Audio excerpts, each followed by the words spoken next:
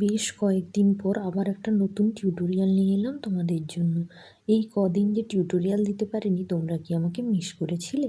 যাই হোক, কিছু ব্যক্তিগত কারণবশত আমি কিন্তু কোনো ফ্লাওয়ার টিউটোরিয়াল দিতে পারিনি, কিন্তু আবার আমি পুনরায় চলে এসেছি তোমাদেরকে সুন্দর সুন্দর ফুলের ডিজাইন দেখানোর জন্য এবং সুন্দর সুন্দর টিউটোরিয়াল দেখানোর জন্য, যার থেকে তোমরা সুন্দর সুন্দর ডিজাইন শিখে নিতে পারবে এবং নিজেরা ওইগুলো ট্রাই করতে পারবে। প্রথমে দেখো, আমি ফ্লাওয়ারটা ড্রয়িং করে নিয়েছি হিট ইরেজেবল পেন দিয়ে। প্রত্যেক দিনই তোমাদের এই কথাটা বলি, তোমরা হিট ইরেজেবল পেন অনলাইনে পেয়ে যাবে। ওটা দিয়ে ড্রয়িং করলে কিন্তু যদি ড্রয়িংটা ভুল হয় তাহলে কিন্তু আমি আমার ড্রয়িংটা মুছে ফেলতে পারি। তোমরা ড্রয়িংটা আবার দেখো না, কিন্তু ড্রয়িংটা কিন্তু ভালো হয়নি। আমি যেহেতু ড্রয়িং করতে পারি না, তাই কাজ চালানোর মতো কিন্তু ড্রয়িং করছি। যখন সেলাই করব তখন কিন্তু ড্রয়িংটাকে ভালো করে আমি সেলাই করে নেব, যাতে বোঝা না যায় যে ড্রয়িংটা একটু একটু খারাপ হয়েছে। এবার দেখো, দুটো পাতা দিয়েছি, একটা বড় ফুল আর একটা ডাল। প্রথমে আমি ডালটাকে ডাল সেলাই বা স্টিম স্টিচ দিয়ে সেলাই করে নিয়েছি। এরপরে পাতাটাকে আমি সাটেন স্টিচ দিয়ে সেলাই করছি। পাতাটা যেহেতু বড়, আমি পাতাটাকে দুভাগে ভাগ করে নিয়েছি এবং প্রত্যেকটা সাইড আলাদা আলাদা করে সাটিন স্টিচ দিয়ে আমি সেলাই করে নিচ্ছি। সাটিন স্টিচ দিয়ে সেলাই করলে কিন্তু পাতাটা বেশ সুন্দর লাগে। দেখো, মাঝখানে একটা সিতির মতো কি সুন্দর ডিজাইন হয়ে যাচ্ছে। ওই ডিজাইনটাকে কিন্তু আমি ঢেকে দেওয়ার জন্য আরও একটা সুতো ব্যবহার করব। তোমরা যদি এই সিথির মতো জায়গাটা ঢাকতে না চাও তাহলে একটু ভালো করে সেলাই করলে আর কাপড়টা দেখা যাবে না। তোমরা ওভাবেও সেলাইটা রেখে দিতে পারো, কিন্তু আমি তো ওভাবে রাখবো না, কেননা আমাকে তো একটু হিজিবিজি করতেই হবে, এটা ওটা ট্রাই করতেই হবে। তাই দেখো, আমি অন্য একটা বাসন্তী কালারের সুতো নিয়ে মাঝখানে যে সিতির মতো অংশটা ছিল ওতে দেখো স্টিম স্টিচ দিয়ে সেলাই করে দিচ্ছি। আর সত্যি বলতে কি, হিজিবিজি কিন্তু লাগছে না। সেলাইটা করার পর পাতাতে কিন্তু একটা এলিগেন্ট লুক এসেছে। তারপরে ওই একই কালারের সুতো দিয়ে আমি কিন্তু পাতার শিরা উপশিরাগুলো করে দিচ্ছি। পাতার শিরা উপশিরাগুলো করলে কিন্তু পাতাটাকে আরও সুন্দর, আরও প্রাণবন্ত দেখতে লাগে এবং পাতার একটা 3D লুক আসে। পাতার শিরা উপশিরাগুলো করা হয়ে গেলে আমি কিন্তু ওই একই সুতো দিয়ে পাতার দুদিকে বর্ডার লাইন করে দেব। প্রথমে বর্ডার লাইন করে তারপরে শিরা উপশিরাগুলো করলে কিন্তু বেশ ভালো হয়। আমি যেহেতু আগে শিরা উপশিরাগুলো করে ফেলেছি, তারপরে মনে হলো যে না, আগে বর্ডার লাইনটা করলেই ভালো হতো। তাই তোমাদেরকে বলছি, তোমরা কিন্তু পাতায় বা ফুলের যে কুঁড়িতে বা ফুলের পাপড়িতে আগে কিন্তু বর্ডার লাইনটা করে দেবে। বর্ডার লাইন করার পর ভেতরে যদি কিছু ডিজাইন করতে চাও বা শিরা উপশিরা দিতে চাও তাহলে কিন্তু খুব ভালো হয়। দেখো, আগে যদি আমি বর্ডার লাইনটা করে দিতাম তাহলে বর্ডার লাইনের গা থেকেই আমি শিরা উপশিরাগুলো করতে পারতাম। তাতে মনে হয় আর একটু দেখতে সুন্দর হতো। কিন্তু কি বলতো, মাঝে মাঝে সব জিনিস না মনে থাকে না। যতই জানি তবুও না, কাজ করতে গেলে ভুল তো হবেই।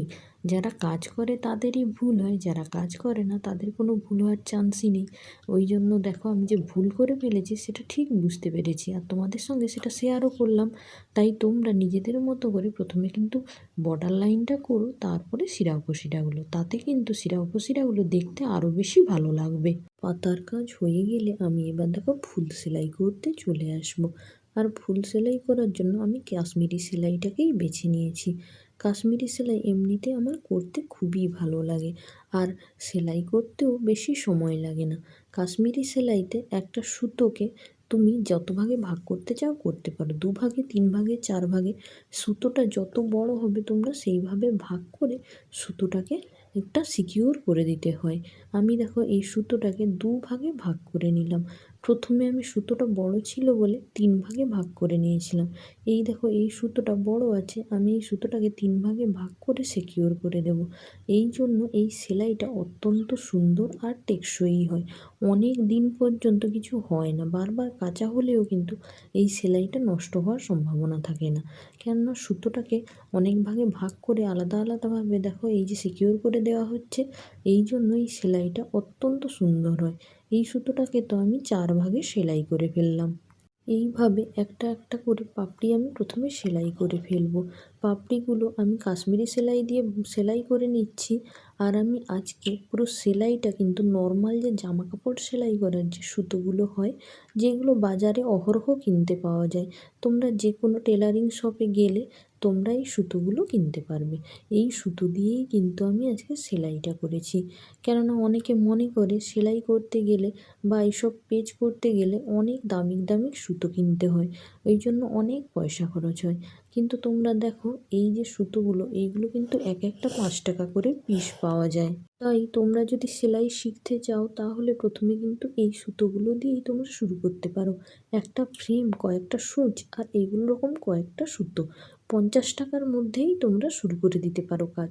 হ্যাঁ, তারপরে যখন আস্তে আস্তে তোমরা ভালো কাজ শিখে যাবে তখন ভালো ভালো সুতো কিনতেই পারো, সেটা তোমার ব্যাপার। কিন্তু 50 টাকা খরচ করলেই কিন্তু এরকম কাজগুলো করতে পারা যায়। দেখো আমি ফুলটা সেলাই করেছিলাম কাশ্মীরি স্টিচ দিয়ে, তারপরে একটা হলুদ কালারের সুতো দিয়ে পাপড়ির চারপাশে আমি স্টিম স্টিচ দিয়ে বর্ডার করে দিয়েছি।